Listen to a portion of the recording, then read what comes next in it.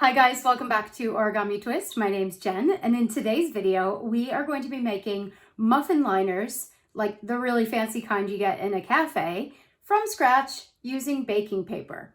My friend Jen suggested this video, so hi Jen, and thank you so much for the suggestion. I think it's an awesome idea and a great way to save some cash, let alone, something that you can make that's super functional. So we're going to make muffin liners, and we're going to create them from baking paper. Now here in Australia, Glad baking paper is the go-to one.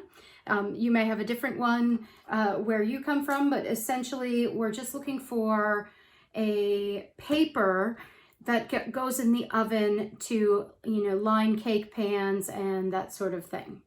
Okay, so it looks kind of like this and it says baking paper on it. What you want to do is cut the paper down to a 7" by 7" square for a medium to large muffin. You're going to need a muffin tin, obviously. So this one is, you can see it's a fairly large size.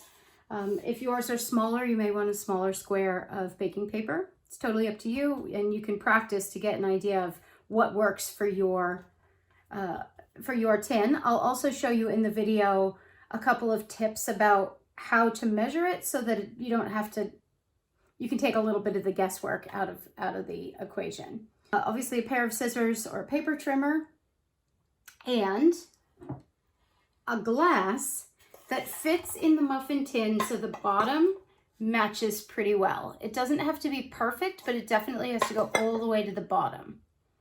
And that's very important because that's going to give you the dimensions of the liner. Once you have your materials, all we have to do is make the liner. So let's go to that footage. Okay, quick note before we get started. I have mentioned a 7" square, but if you'll notice with a standard baking paper, the offcut isn't really usable because it's too skinny.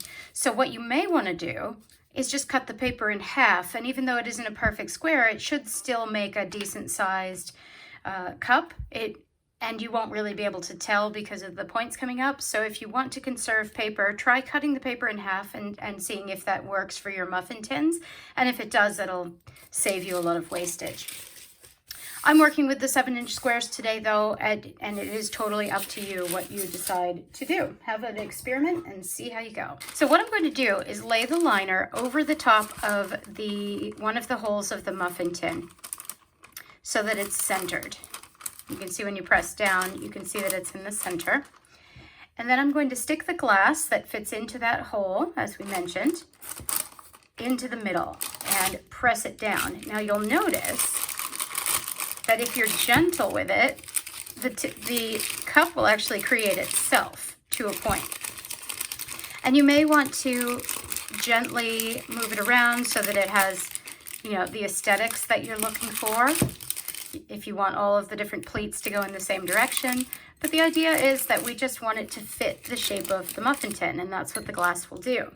Now, once you've pressed down well, you can bring the paper up, and my suggestion is to give it a good crease all the way around, and that fold is what's going to create a cup that holds its shape during the baking process and whatnot. And again, it's pretty free form. This isn't a standard origami model, though it is folding of paper.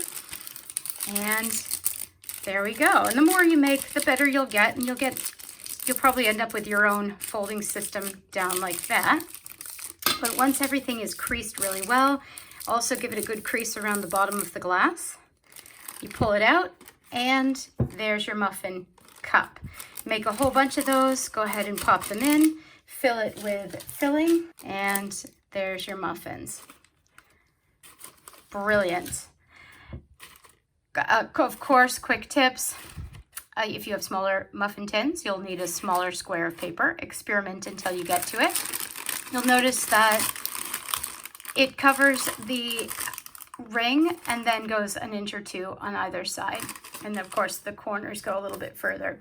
So you want to keep that in mind, depending on how high you want it to stick up. The corners in particular, you know, can be different sizes. You definitely want the outside paper though to be at least as high as the depth of the little cup. Other than that, it is totally up to you how you go about it.